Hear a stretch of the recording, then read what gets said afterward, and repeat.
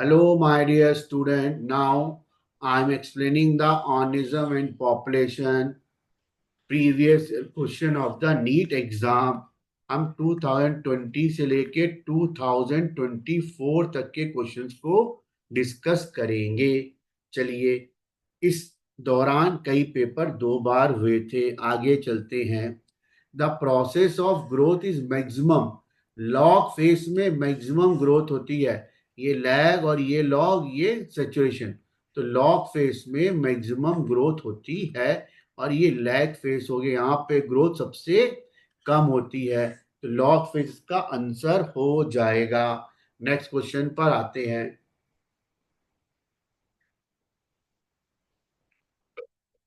Secondary metabolite such as nicotine, caffeine, ये plant produce करते हैं फॉर देयर प्रोटेक्शन के लिए, फॉर देयर डिफेंस एक्शन के लिए, है ना. इनको जो भी एनिमल खाएगा तो वो उनका रिप्रोडक्टिव सिस्टम खराब होगा, लेकिन प्लांट का क्या होगा? डिफेंस. प्लांट का क्या होगा? डिफेंस. इसका आंसर डी आएगा, है ना.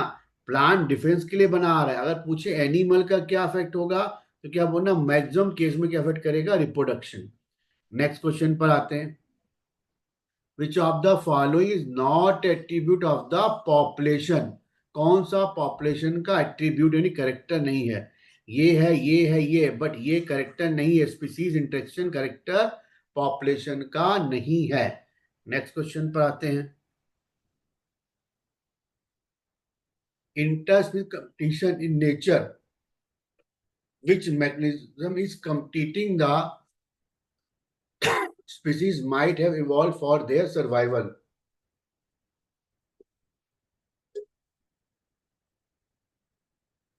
अब ये बोल रहा है इंटरस्पीस कंपटीशन नेचर में होता है और कौन सा मैकेनिज्म कंपटीशन का उसको इवॉल्व कर देता, उसको कर देता है, इवॉल्व कर देता है ना.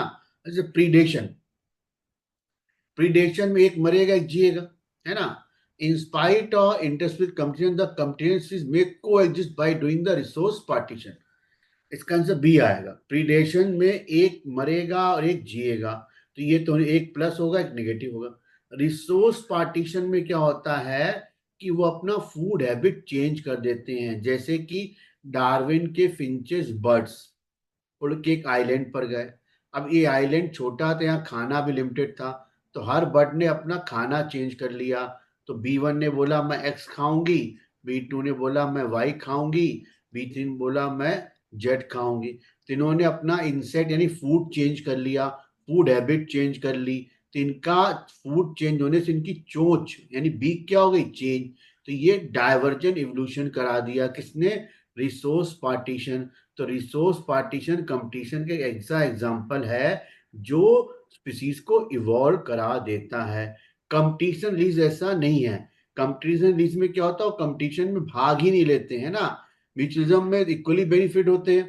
कंपटीशन में एक खाते एक बच मर जाता है. कंपटीशन रिलीज में क्या होता है? एक की पॉपुलेशन बढ़ेगी और एक की क्या होगी? कम हो जाएगी. मतलब कंपटीशन रिलीज में जो स्ट्रांग होता है, तो जब स्ट्रांग वाले लोग आते हैं तो वीक वाले वहां से भाग जाते हैं. वीक वाले वहां से भाग जाते हैं. और जब स्ट्रांग लोग चले आते हैं वापस वीक वीक वाले आते हैं. जैसे शेर आता है तो गीदड़ सारे भाग जाते हैं, और जब शेर शिकार करके चला जाता है तो गीदड़ वापस आ जाते हैं, है ना. तो ये कंपटीशन रिलीज वाले लोग हो गए, है ना. म्यूचुअलिज्म आपको मालूम ही है. इसका आंसर बी हो जाएगा. नेक्स्ट पर आते हैं. अमेंजलिज्म में एक को ना तो फायदा होगा एक ना नुकसान होगा, और एक जीरो होगा. मतलब एक जीरो हो गया और एक को फायदा होगा, है ना. तो मतलब हाँ सॉरी, अमेंजलिज्म उल्टा होगा. अमेंजलिज्म में एक निगेटिव होगा एक जीरो होगा. एक को ना फायदा होगा ना नुकसान, बट दूसरा क्या करेगा? निगेटिव. जैसे कि मेरी गोल्ड का प्लांट है, सनफ्लावर का प्लांट है, जब ये निकलते हैं तो अपने आसपास दूसरे प्लांट को ग्रो करने नहीं देते. तो मेरी गोल्ड के प्लांट को कोई नुकसान नहीं है ना. लेकिन इसके आसपास दूसरे प्लांट ग्रो नहीं कर पाएंगे तो उनका निगेटिव हो जाएगा. और एक का ना फायदा होगा ना नुकसान. मतलब ऐसे लोग जिनके आने से उनको तो कोई नुकसान नहीं है, लेकिन उनके पड़ोसी को नुकसान हो जाता है. तो पड़ोसी निगेटिव हो गया और उस बंदे को ना फायदा ना नुकसान, तो जीरो हो गया. इसलिए आंसर इसका बी हो जाएगा. एक्सपोनेंशियल ग्रोथ का ये जो फार्मूला है वो नेचुरल कंडीशन को रिप्रेजेंट करता है. ई क्या बताता है? नेचुरल लॉगरिथम क्या होता है? Natural logarithm. इसका आंसर डी हो जाएगा, ये इंपॉर्टेंट है, याद कर लीजिए इसको। नेक्स्ट आते हैं, can not be connected to the predation. Predation species diversity maintain करता, सही है। It might lead to extension of the species, ये थोड़ा कंफ्यूज करेगा। अगर प्रीडेटर प्रूडेंट नेचर का नहीं हुआ, प्रूडेंट नेचर का नहीं हुआ, तो स्पीसीज लॉस हो सकती है। तो ये दोनों प्रीडेटर के एग्जाम्पल हैं। दोनों निगेटिव इंपैक्ट हो, ये नहीं। प्रीडेटर में एक पॉजिटिव होगा, एक क्या होगा? नेगेटिव। तो जो प्रे है वो नेगेटिव होगा, प्रीडेटर पॉजिटिव होगा।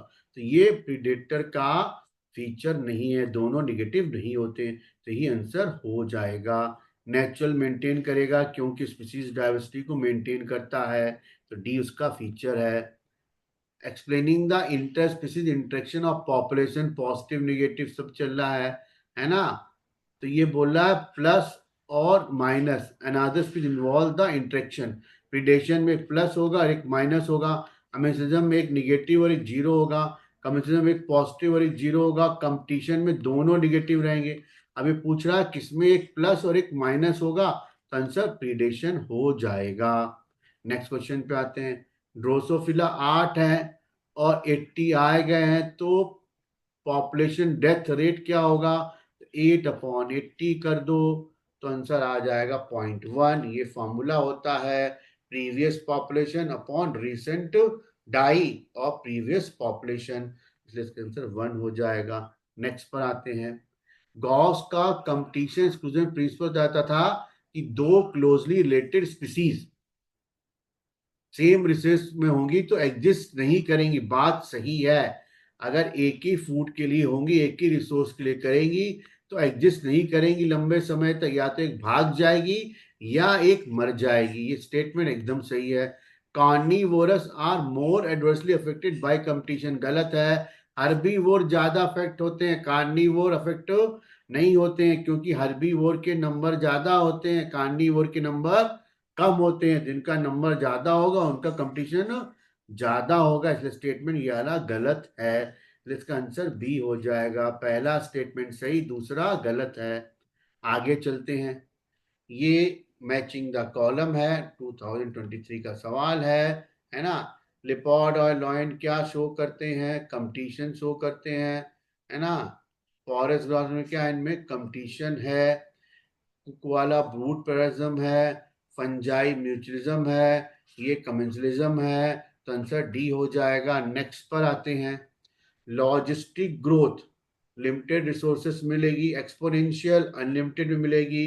एक्सपांडिंग एज का ये हो जाएगा, स्टेबल एज में प्री रिप्रोडक्टिव और रिप्रोडक्टिव जब सेम हो, तो डी का हो गया फोर्थ, सी का हो गया थर्ड, है ना। ए का सेकेंड, बी का फर्स्ट, तो डी आंसर हो जाएगा।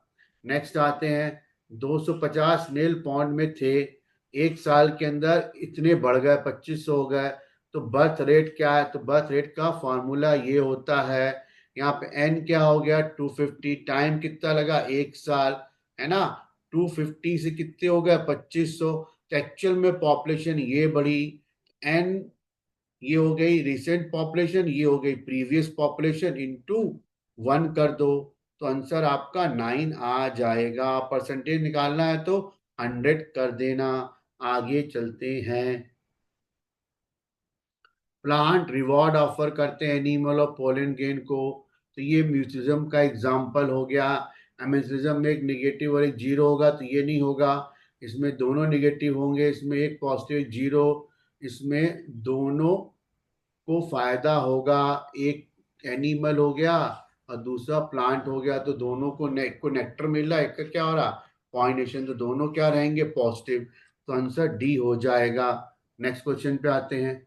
यहाँ पे के इंडिकेट करता है कैरिंग कैपेसिटी, याद के लिए इंपॉर्टेंट है। बायोटिक पोटेंशियल मतलब रिप्रोडक्शन पावर होता है, ये भी इंपॉर्टेंट है। Next question. Factor will not affect the Hardy Weinberg, Hardy Weinberg बोलता है कि पॉपुलेशन के अंदर एलील की फ्रीक्वेंसी कांस्टेंट रहती है। अगर ए बी और सी घटना ना घटे, अगर ये ना हो तो फ्रीक्वेंसी क्या रही, कांस्टेंट, है ना, कांस्टेंट जीन पूल, है ना, कांस्टेंट जीन पूल होगा तो हार्डी मीन पर को कोई इफेक्ट नहीं पड़ेगा। डी आंसर एकदम सही है। पॉपुलेशन डेंसिटी इंक्रीज होती अंडर द स्पेशल कंडीशन। अब वो स्पेशल कंडीशन कब है, डेथ बढ़ रही है नंबर में, death exceed number of the birth, death अगर बढ़ रही है तो पॉपुलेशन बढ़ेगी नहीं, ये तो गलत हो गया। बर्थ प्लस नंबर इमिग्रेशन, ठीक है, equal to the number of death, ये भी नहीं, तो बराबर ही रहेगी population. Birth plus number of immigrate, सही है, ये बाहर जा रहे हैं ये अंदर आ रहे हैं, इसमें भी नहीं होगा।